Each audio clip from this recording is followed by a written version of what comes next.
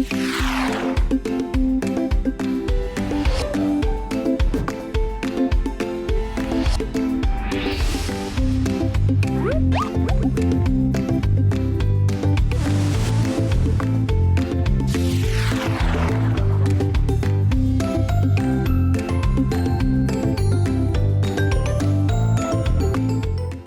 हम बात कर रहे थे इवेंट ब्लॉगिंग के बारे में।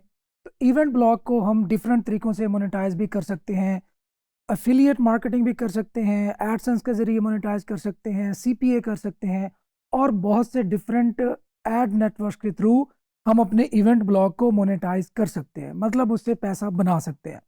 तो अब बात आती है कि इवेंट ब्लॉग स्टार्ट कैसे करना है।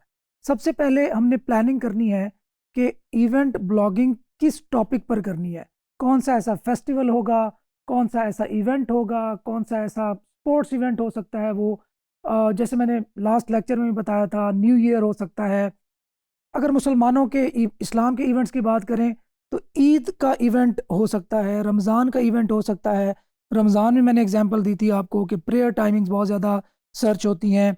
इसी तरह सहरी और अफ्तार की जो टाइमिंग्स हैं वो बहुत ज़्यादा सर्च होती है। उस दौरान इस्लामिक कोर्ट्स में इस्लामिक जो अहादीस होती हैं या कुरान मजीद की आयत होती हैं या इस तरह की जो कोटेशंस होती हैं, उनकी सर्चेस भी बहुत ज़्यादा बढ़ जाती हैं। इसी तरह अगर हम कुछ वेस्ट के फेस्टिवल्स की बात करें तो अवार्ड्स वहाँ पे बहुत ज़्यादा पॉपुलर हैं। अवार्ड्स होते हैं, हर साल डिफरेंट अवार्ड्स चल रहे होते हैं। इसी तरह अगर हम इंडिया की बात करें तो इंडिया में तो फेस्टिवल्स की भरमार होती है। हर दूसरे दिन कोई ना कोई फेस्टिवल चल रहा होता है। हमने किसी ऐसे इवेंट को पकड़ना है जिस पे बहुत ज़्यादा कंपटीशन ना हो। अच्छा, यहाँ पे ये बात भी आपके माइंड में आ सकती है कि एक जनरल ब्लॉग और एक इवेंट ब्लॉग में डिफरेंस क्या होता है। तो मेन और मेजर जो चीज़ें हैं वो तो ऑलमोस्ट सेम रहेंगी, उसके अंदर कोई ज़्यादा बदलाव नहीं आएगा। सिर्फ इवेंट ब्लॉग में ये फ़र्क होता है कि इसमें हमें थोड़ा मार्जिन मिल जाता है कि हम थोड़ा अग्रेसिव चलें, हम कंटेंट की जो क्वांटिटी है उसको बढ़ा लें।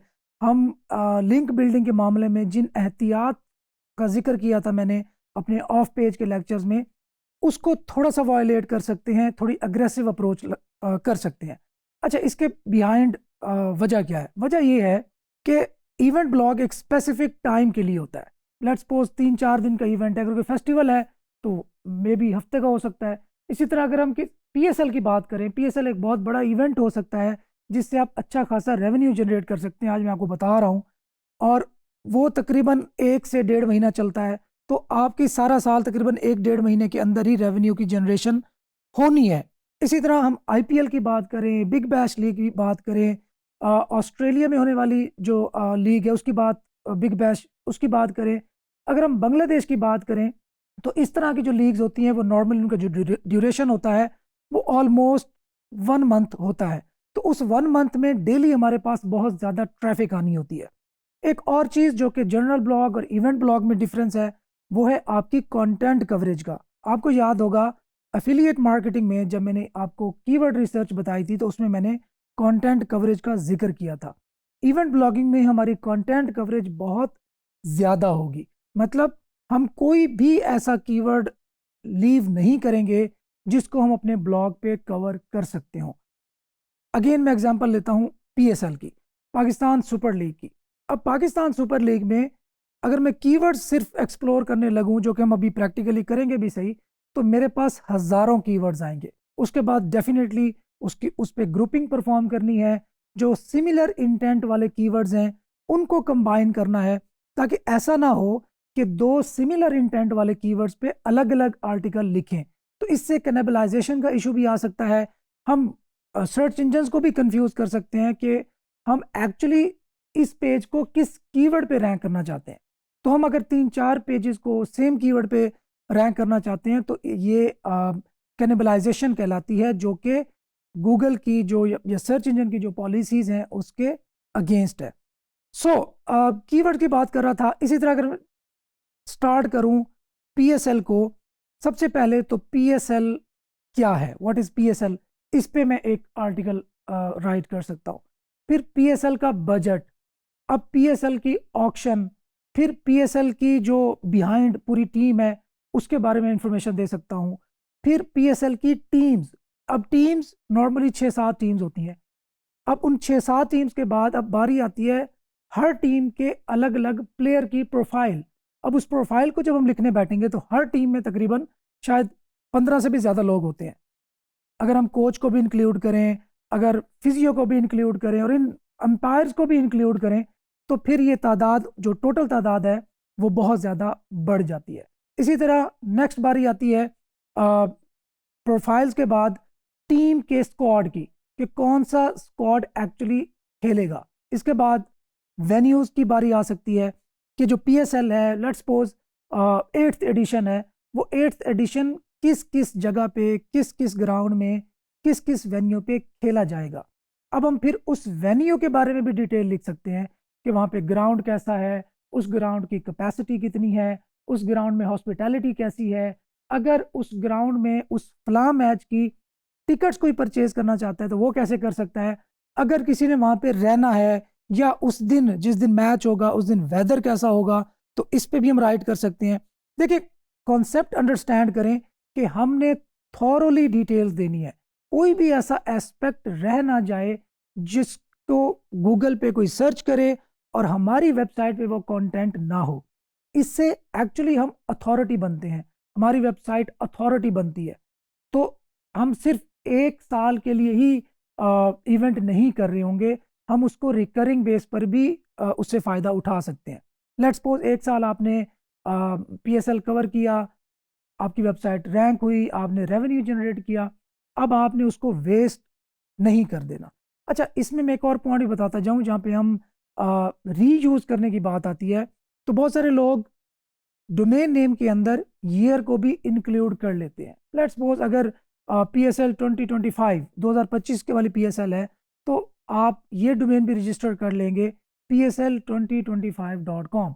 इसका नुकसान ये है कि जब 2026 में वो इवेंट होगा तो उस वक्त वो जो 2025 वाली जो डोमेन थी वो यूजलेस होगी ऑलमोस्ट। यूज़ हम उस वक्त भी कर सकते हैं, इसमें कोई बड़ा हर्ज नहीं है, लेकिन फिर भी आप इमेजिन करेंगे आपके ही सामने एज अ यूज़र आप कुछ सर्च करें और सर्च करें 2026 के बारे में, और आपके सामने डोमेन आ रही हो 2025 के साथ जो कि उसकी डोमेन नेम के अंदर इंक्लूड हो, तो आपको भी थोड़ा ट्रस्ट जो है वो शेक करेगा।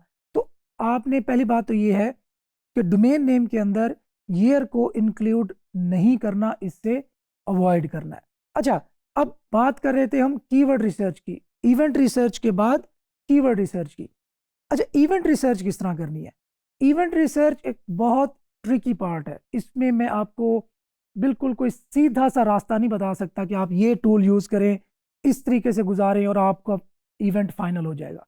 इसमें आपको अपनी गट फीलिंग, आपको अपनी अंडरस्टैंडिंग इवेंट ब्लॉगिंग के बारे में वो ज़रूर यूज़ करनी पड़ेगी। क्यों? क्योंकि मोस्टली जो इवेंट्स होंगे दुनिया में, जो पॉपुलर इवेंट्स होते हैं, जिस तरह न्यू ईयर है, जिस तरह क्रिसमस है, इस तरह के जो इवेंट्स होते हैं ये बहुत ओवर कंपेटिटिव होते हैं। इन पे कंपटीशन बहुत ज़्यादा होता है क्योंकि तगड़ी वेबसाइट्स, प्रोफेशनल ब्लॉगर्स, और अब तो जो न्यूज़ वेबसाइट्स हैं, जो तगड़ी तगड़ी न्यूज़ वेबसाइट्स हैं, वो भी ऐसे इवेंट्स को कवर करती हैं।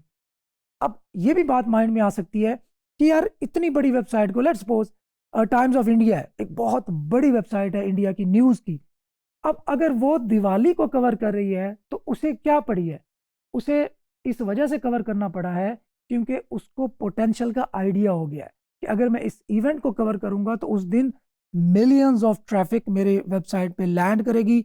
और मिलियंस ऑफ ट्रैफिक का मतलब क्या है, ये आप अच्छी तरह अंडरस्टैंड कर सकते हैं कि कितने हज़ारों डॉलर वो एक दिन में कमा सकता है। अच्छा, इवेंट्स की जब हम बात करते हैं तो इसमें एक और एडिशन भी मैं आपको बता दूं। जब चीज़ें नई लॉन्च होती हैं, let's suppose iPhone 14 let's suppose launch होने को है, या 13 जब लॉन्च होने को था, तो उस वक्त हम कुछ अर्सा पहले उसकी लॉन्चिंग के बारे में एक पूरी वेबसाइट बना सकते हैं जिसमें हम उसके बारे में र्यूमर्स ऐड करेंगे, हम उसकी जो लॉन्चिंग की डेट है, रिलीज डेट जिसको हम बोलते हैं, उसके बारे में हम लिख सकते हैं।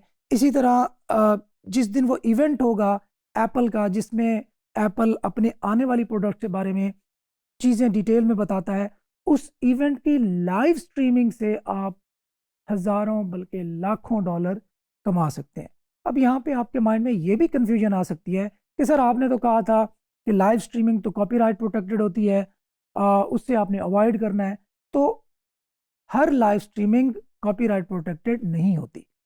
अब जब एप्पल की, लेट्स सपोज मैं आपको एग्जांपल दे रहा हूँ, तो एप्पल ने जब प्रोडक्ट अपनी लॉन्च की तो वो अपनी स्ट्रीमिंग को कॉपीराइट प्रोटेक्टेड क्यों करेगा? वो तो चाहता है कि ज़्यादा से ज़्यादा लोग मेरी स्ट्रीमिंग को देखें, ताकि मेरी आने वाली जो प्रोडक्ट है उसके बारे में अवेयरनेस फैले, और वो जिस तरीके से भी लोग देखें, अल्टीमेटली फ़ायदा किसका है? एप्पल का ही है। इसी तरह आप सैमसंग की कोई नई प्रोडक्ट लॉन्च होनी है, इसी तरह इवन कोई ऐसी हिट मूवी है, इवन किसी सेलिब्रिटी के बारे में कोई इंपॉर्टेंट न्यूज़ आने वाली है, तो ये सारी चीज़ें आप इवेंट ब्लॉग पे कवर कर सकते हैं और इससे रेवेन्यू जनरेट कर सकते हैं। अगर आप सिर्फ, एक और मैं आपको आइडिया देता हूँ, आपका पोटेंशियल एक क्वेश्चन होता है, अक्सर स्टूडेंट्स मुझसे हर बार पूछते हैं कि सर क्या हम मल्टीपल इवेंट्स को एक ब्लॉग पे कवर कर सकते हैं? तो इसका जवाब है यस भी एंड नो भी। नो इस वजह से कि अगर आप दो डिफरेंट इवेंट्स को एक ही वेबसाइट पे कवर करेंगे तो आपकी जो अथॉरिटी है, या आपने जो एक स्पेसिफिक इवेंट पे आप अथॉरिटी बनने की कोशिश कर रहे हैं, वो हर्ट होगी। आप इसको इस तरह कर सकते हैं कि आप एक जनरल सा इवेंट ब्लॉग बनाएं। लाइक जब मैंने रिलीज डेट की बात की एप्पल की, तो आप सिर्फ रिलीज डेट पर ही एक पूरा ब्लॉग खड़ा कर लें। अब उससे क्या होगा? अगर एप्पल की कोई प्रोडक्ट आती है तो उसकी रिलीज डेट भी आप दे रहे हैं, सैमसंग की कोई प्रोडक्ट आती है तो उसकी भी रिलीज डेट दे रहे हैं। मतलब टेक से रिलेटेड जितने भी प्रोडक्ट्स आ रही हैं या आनी है, उन तमाम को आप साथ साथ कवर कर सकते हैं। तो आप कह सकते हैं कि एक मैक्रो इवेंट ब्लॉग इस तरीके से बनाया जा सकता है। इसी तरह जब मैं बात कर रहा हूँ आपसे प्रेयर टाइमिंग्स की, तो अगर हम रमज़ान शरीफ में प्रेयर टाइमिंग्स की जो सर्चेज होती हैं वो बहुत ज़्यादा बढ़ जाती हैं। अच्छा, इसमें गूगल ट्रेंड्स ये आपका एक बहुत बड़ा दोस्त साबित होगा। गूगल ट्रेंड्स आपको बताएगा कि आप जिस इवेंट पे काम करने जा रहे हैं वो इवेंट साल के किस हिस्से में उसकी सर्चेज ज़्यादा होती हैं और साल के किस हिस्से में उसकी सर्चेज डाउन होती हैं। तो आपने इसका भी ज़रूर ख्याल रखना है। तो खैर, मैक्रो इवेंट ब्लॉग आप बना सकते हैं और उस पर डिफरेंट इवेंट्स कवर कर सकते हैं, लेकिन आपको अपने शुरुआत ही अपने इवेंट ब्लॉग की इसी तरह ही करनी होगी कि आप अपनी जो आइडेंटिटी है, आप जो अथॉरिटी है, वो इस तरह बना रहे हैं। इसकी मैं एक और आपको एग्जांपल दूं कि आप एक ब्लॉग बनाते हैं जो कि क्रिकेट के सिर्फ स्केजुअल्स पर मुश्तमिल है। मतलब कोई भी इवेंट आ रहा है, कोई भी सीरीज आ रही है, कोई भी टूर्नामेंट आ रहा है, कोई भी कप आ रहा है, तो आपने उसके जो सिर्फ स्केजुअल है वो देना स्टार्ट कर दे। तो इससे भी आपकी इवेंट ब्लॉगिंग भी हो रही है, लेकिन वो मैक्रो इवेंट ब्लॉगिंग है। इसी तरह अगर आप फिक्सचर्स की बात करें, आप पॉइंट्स टेबल देना स्टार्ट कर दें कि कोई भी इवेंट है, पॉइंट्स टेबल आपको मेरी वेबसाइट पे मिलेंगे। तो आपकी जो पॉइंट्स टेबल के बारे में साइट है वो अथॉरिटी बन जाएगी। तो पॉइंट्स टेबल पे जब भी कोई, आपको अक्सर देखते होंगे कि जब खासकर पाकिस्तान के साथ तो ऐसा ही होता है कि जब भी कोई इवेंट हो रहा होता है, कोई वर्ल्ड कप हो रहा होता है, तो आखिर में पॉइंट्स का बहुत ज़्यादा गड़बड़ हो जाती है। मतलब इतने स्कोर बनाएं, फलां बंदा इतने स्कोर पे आउट हो, या इतनी विकेट से मैच हारे, तो पॉइंट्स टेबल यहाँ पहुँच जाएगी। अतः जब ऐसी कशमकश चल रही होती है ना, तो उस वक्त गूगल पे जो सर्चेज हैं वो ओवरवेलमिंग होती है, बहुत ज़्यादा हो रही होती है।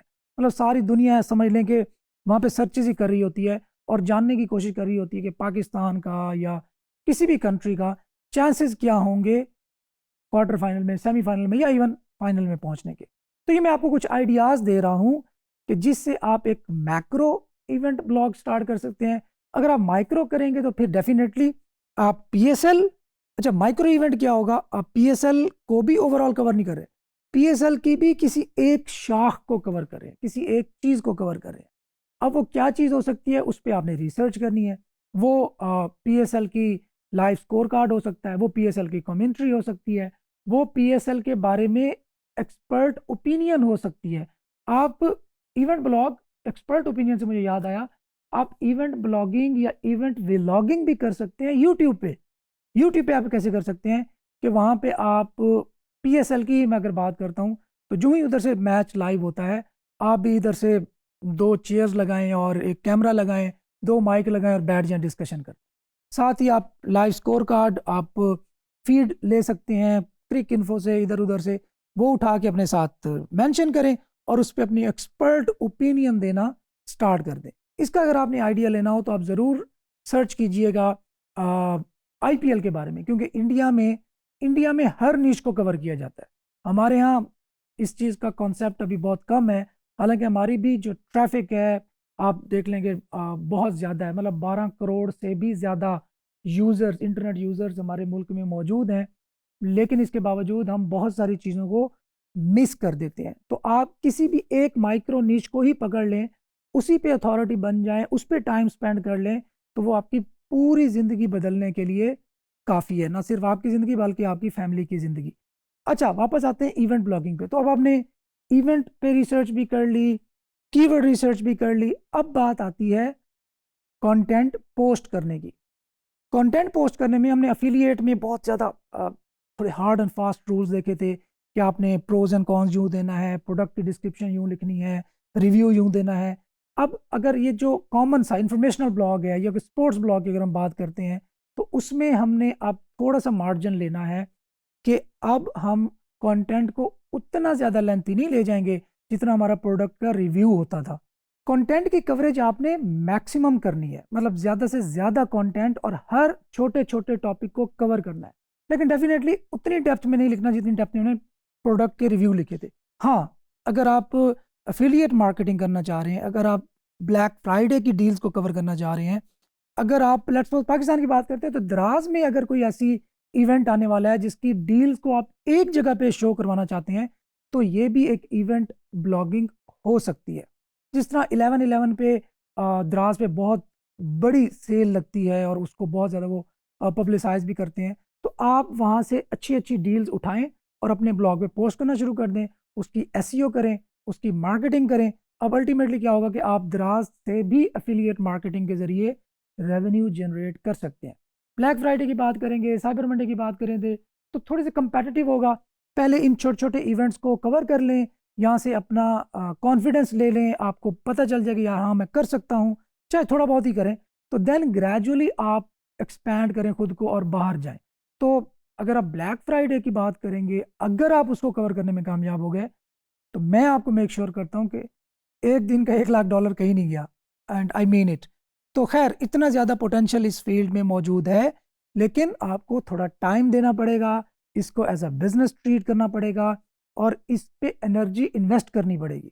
हमारे यहाँ मोस्टली प्रॉब्लम ये है, मुझे बार बार ये बात बतानी पड़ती है, कि हम लोग शायद ऑनलाइन अर्निंग को यूँ समझते हैं ये कोई हवाई रोज़ी है, या बस कोई साइड बिजनेस हम स्टार्ट कर लें, या हम थोड़ा बहुत टाइम दे देंगे तो बस हमारे चंद डॉलर्स आ जाएंगे।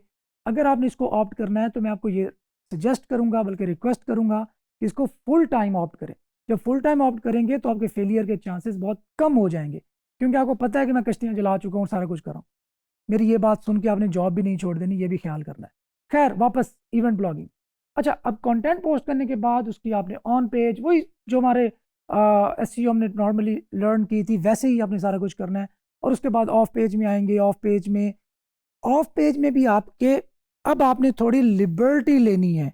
लिबर्टी कि आपने जिन बैकलिंक से उस वक्त अवॉइड किया था, इसकी एक एग्जांपल दूं मैं आपको, साइट वाइड लिंक्स।